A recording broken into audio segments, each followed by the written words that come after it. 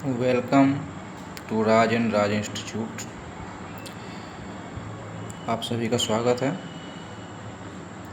अगर चैनल पर नए हैं तो इसे लाइक करें, सब्सक्राइब करें और शेयर करें। ये हमारे बिहार के युवाओं का भविष्य का सवाल है। हम चाहते हैं, हम इसलिए कि हम और आप, मैं और आप सभी साथ में। मैं चाहता हूँ कि आप लोग इसे समझें और इसे आगे बढ़ाएं और अपने जीवन को एक नए उद्देश्यों तक ले जाएं। देखिए, आज हम लोग प्रश्न के सिलेबस को अच्छी तरह समझेंगे, जिसमें प्रीलिम और मेंस दोनों को एक अच्छे तरीके से लेकर चलेंगे, क्योंकि केवल प्रीलिम आपको सफलता को अचीव नहीं करा सकती है। सफलता प्राप्त करने के लिए आपको प्रीलिम के साथ साथ मेंस पे भी फोकस करना होगा, क्योंकि क्वेश्चंस अब पहले जैसे नहीं रह गए। विशेष करके जो 68 से बदलाव हुए हैं उसमें आपने देखा होगा कि क्वेश्चन काफ़ी डेप्थ पूछे जा रहे हैं। एक प्रकार से कहा जाए तो प्रीलिम पर फोकस करने वाले बच्चे फर्स्ट स्टेज में यानी प्रीलिम में आसानी से छट जाते हैं, आराम से उनका छटना तय हो जाता है।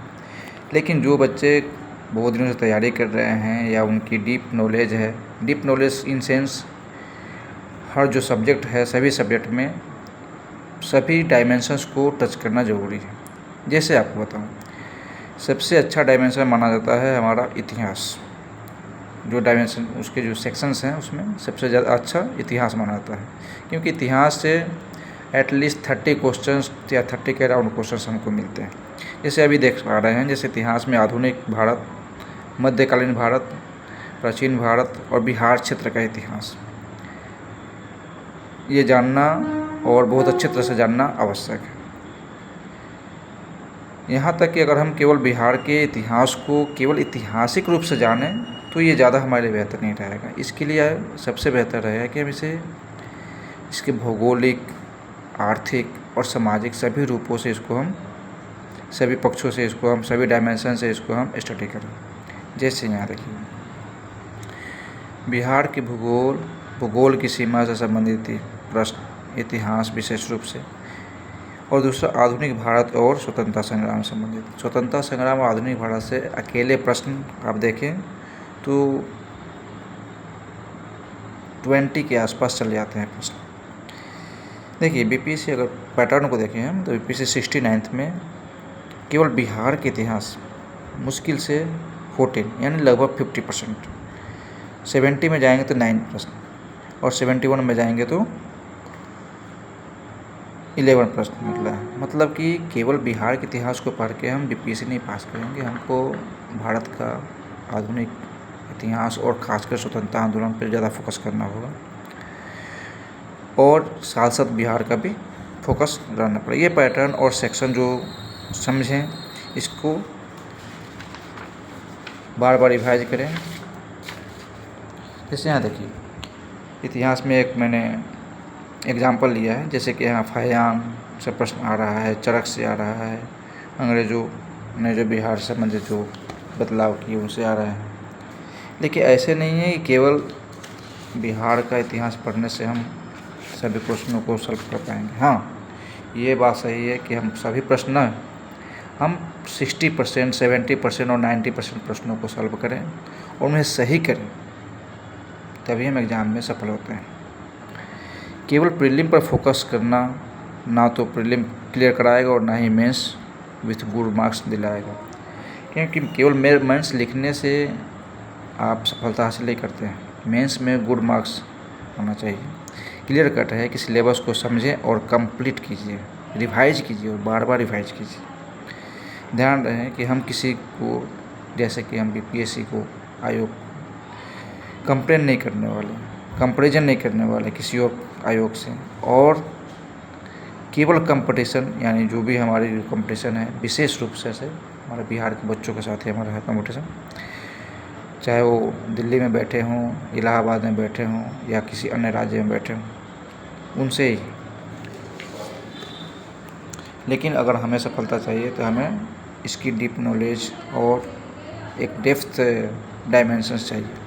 बिहार के इतिहास और प्रमुख घटनाओं को हमको रखना पड़ता है। जैसे कि हम पीटी पढ़ते हैं, पीटी पढ़ते समय हमारे जो बको ध्यानम के साथ काक चेष्टा वाली चीज़ होनी चाहिए। हर बार हमको प्रयास करना पड़ता है कि हम बिहार से संबंधित प्रश्नों को एक सेक्शन में ला कर खड़ा करें, एक अलग से उसका नोट्स बनाएं। उसके अलावा जो उसके आर्थिक सामाजिक पक्ष हैं उसको भी हम नोट करते चलें।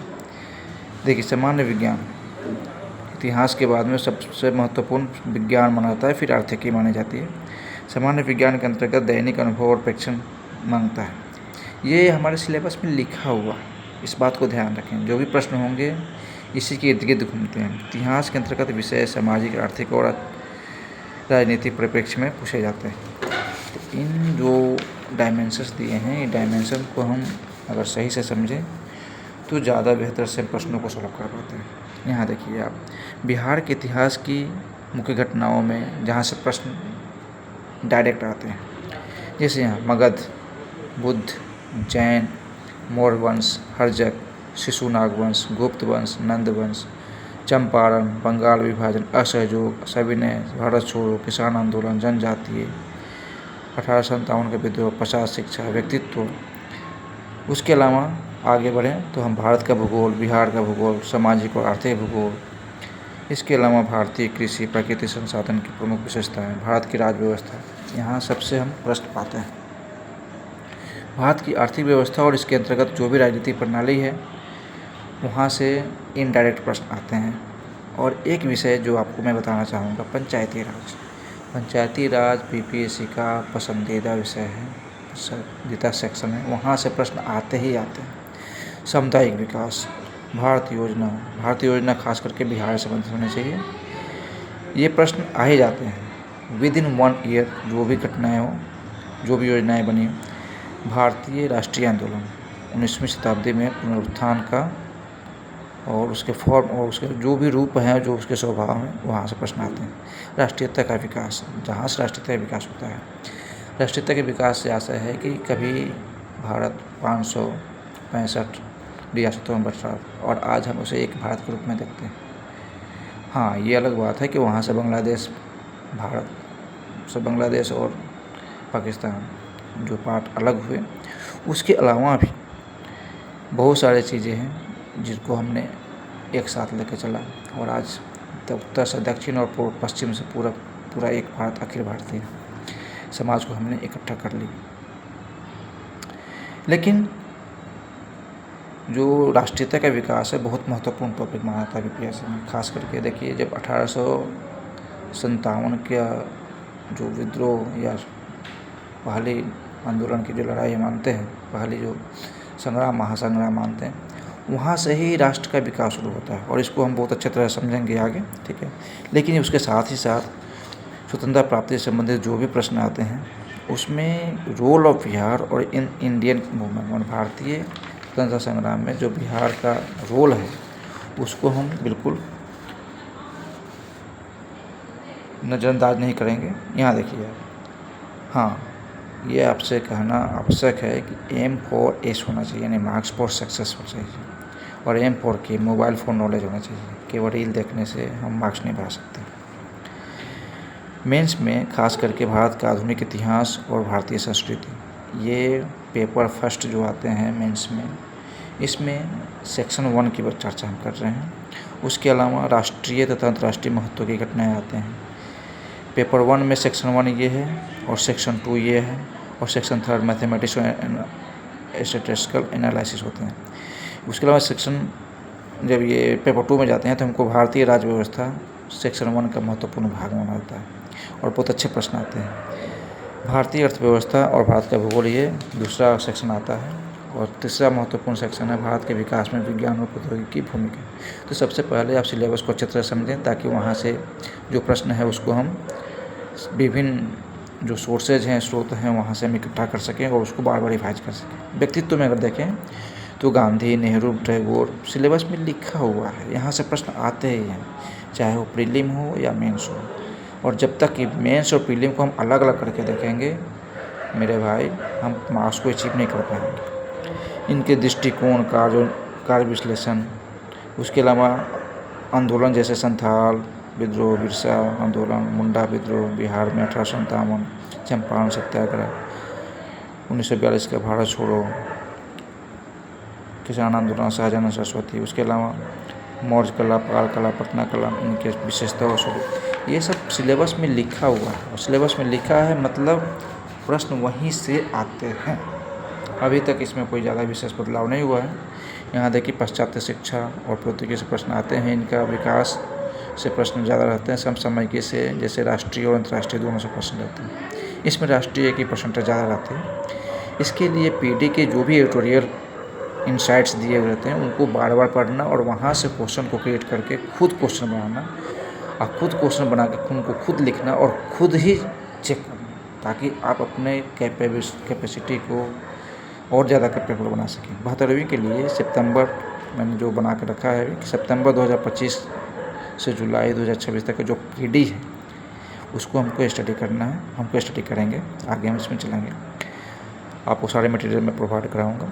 स्टैटिस्टिकल मार्क्स देखिए 10 मार्क्स जो होते हैं ना बहुत इंपॉर्टेंट होते हैं। बच्चा 1 या 2 मार्क्स से फेल होता है, 4 मार्क्स से 10 मार्क्स से फेल होता है, लेकिन 10 मार्क्स जब जुड़ जाते हैं तो उसकी सफलता का राज खुल जाता है। भारतीय राज्य व्यवस्था, भारत की तथा बिहार की राजनीतिक व्यवस्था से प्रश्न रहते हैं। भारत की अर्थव्यवस्था में जैसे भारत की योजना, भारत के भौतिक, आर्थिक, सामाजिक भूगोल से प्रश्न आते हैं। और भारत के विकास में विज्ञान और प्रौद्योगिकी, यहाँ से प्रीलिम में भी क्वेश्चन आते हैं और मेंस में भी क्वेश्चन आते हैं। Thank you. अगर आप चैनल पर नए हैं तो सब्सक्राइब करें, लाइक करें और इसको ज़्यादा से ज़्यादा शेयर करें। धन्यवाद।